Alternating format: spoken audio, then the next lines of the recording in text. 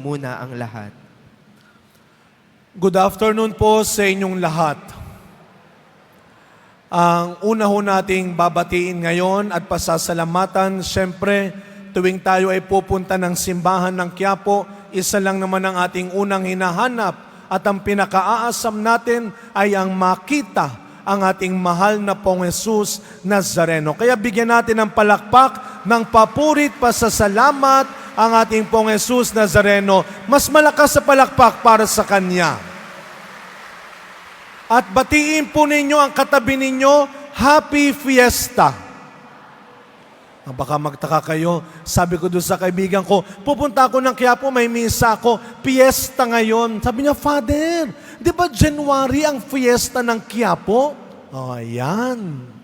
Kasi totoo naman ang naisip natin, pag sinabing fiesta ng Quiapo, anong petsa? January? Oh, di ba? Alam na alam niyo yan. January 9, fiesta ng simbahan ng Quiapo. Pero ngayon, binabati natin ang bawat isa ng Happy Fiesta. Bakit? Sapagkat kapistahan ngayon ng patron ng simbahan ng Quiapo bilang isang parokya. 6 months. Mas matanda ng 6 months ang kanyang pinsan. Ngayon ay ginugunita natin ang dakilang kapistahan ng isang dakilang propeta, isang dakilang tao na sa kabila ng kadakilaan ay nanatiling mapagkumbaba. Happy Fiesta sa Quiapo dahil fiesta ngayon ng patron ng parokya ng simbahan na ito, si San Juan Bautista. Palakpakan natin ang ating patron, si San Juan Bautista. Pero makikita ho ninyo, no? Pag sinabi nating simbahan ng Quiapo, isa lang ang nakiisip natin. Huwag kayong mag-alala, naiintindihan tayo ni Juan Bautista. Hindi siya nagtatampo, ganyan kayo, siya lang kilala ninyo. Pag sinabing simbahan ng Quiapo, hindi nyo na ako naaalala, ay walang ganun. Hindi magtatampo si Juan Bautista, sapagkat simulat sa pool pa lamang, sa sinapupunan pa lamang, alam na ni Juan ang kanyang role at misyon. Kaya minsan pa sinabi ni Juan Bautista, hindi ako karapat dapat magkalag ng kaniyang sandalyas. Sa Ebanghelyo sa English, I must decrease, He must increase. Napakaganda nga ng pagkakalagay sa dalawang imahen sa altar na ito, di ba? Mas mataas pa rin ang Jesus Nazareno kaysa sa kanyang pinsan na si Juan Bautista. At yun ang nais ipaalala sa atin. Ang ebanghelyong narinig natin ngayon ay tungkol, baka sabihin ninyo, di ba meron pang isang fiesta si Juan Bautista? Yun yung pagpupugod sa kanyang ulo.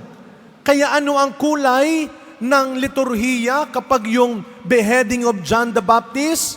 Pula. Martyrdom. At sa kanyang kapanganakan, puti. At sa ating ebanghelyong narinig, pag sinabi natin kapanganakan, ang susunod yan, kapag ipinanganak na, hindi pa nga pinapanganak, di ba? Anong pinag-uusapan na natin? Anong pangalan ang ibibigay mo? Nung panahon nila Zacarias at Elizabeth, ang pangalang madalas na binibigay sa mga anak ay hango sa pangalan ng mga magulang at kamag-anak. Kaya anong inaasahan? Kasi alam nyo, maraming nag-aabang sa ipapanganak ni Elizabeth. Bakit? Naalala ninyo ang sitwasyon nila?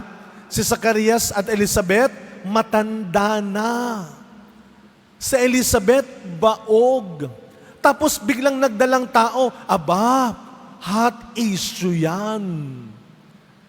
Kaya inaabangan ng mga kapitbahay.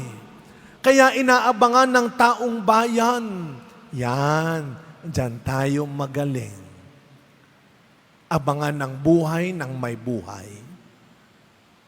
Abangan natin kung anong mangyayari sa buhay ng iba. Kaya anong inaasahan nila? Zacarias ang pangalan niyan. Junior. Unang anak eh. Anong sabi ng ina? Powerful ang nanay. Anong Zacarias kayo dyan? Juan ang kanyang pangalan. Juan. Kasi ang inaasahan ng mga kapitbahay ay kukunin din niya ang pangalan ng mga kamag-anak.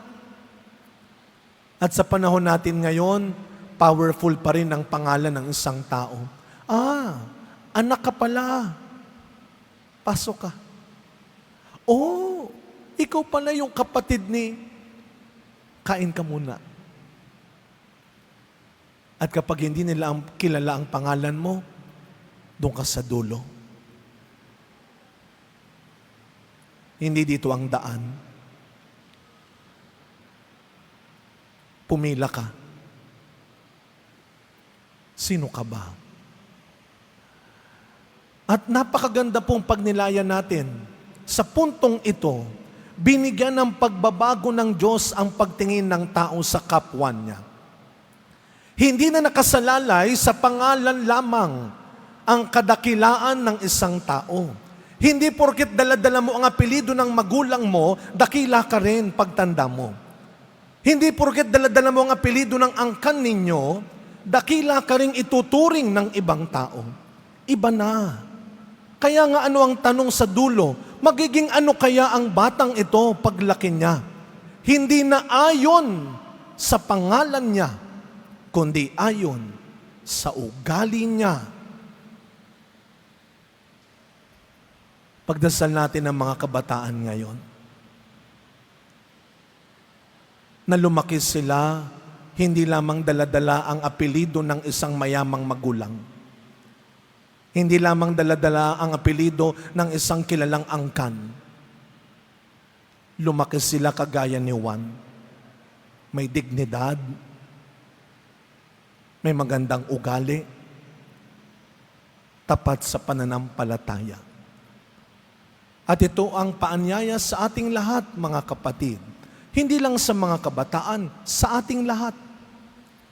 Na sa mundong ito, hindi na sukatan ng kadakilaan ang pangalan at apelido lamang.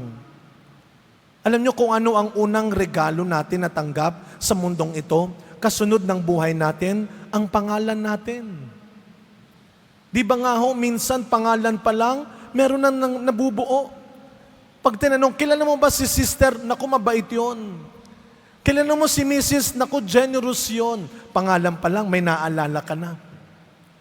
Pero minsan, kilala mo ba si... Huwag mong babagitin ang pangalan niya, kumukulo dugo ko. Pangalan pa lang, gigil na gigil ka na. Makita mo pa kaya yung mukha niya.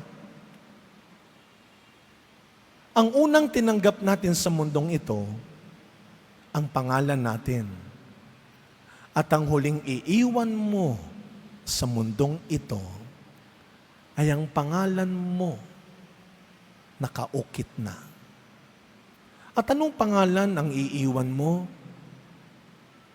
Sabi ng isang mabuting magulang sa anak, yung iba kasi ang laging sasabihin, anak, tularan mo yung kuya mo. Gayahin mo yung pinsan mo, buti pa siya. Gagawa ka ng sarili mo. Hindi ayon sa nakikita mo lang, hindi ayon sa pinasa lang sa'yo, kundi ayon sa sarili mong gagawin.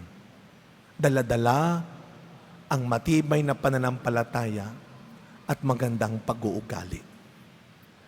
Kaya sa pagpapatuloy na misa natin, mga kapatid, sa tulong ng magandang ehemplo ni San Juan Bautista, sana mga kapatid, habang tayo nabubuhay pa sa mundong ito, huwag natin sayangin. Hindi lamang ang pangalan na iningatan ng pamilya natin. Huwag natin sayangin ang bawat pagkakataon na ibinibigay pa sa atin upang hindi lamang kilalanin ng Diyos, kundi ipakilala ang Diyos sa mabuting ginagawa, sa mabuting ugali, at mabuting buhay natin. Amen.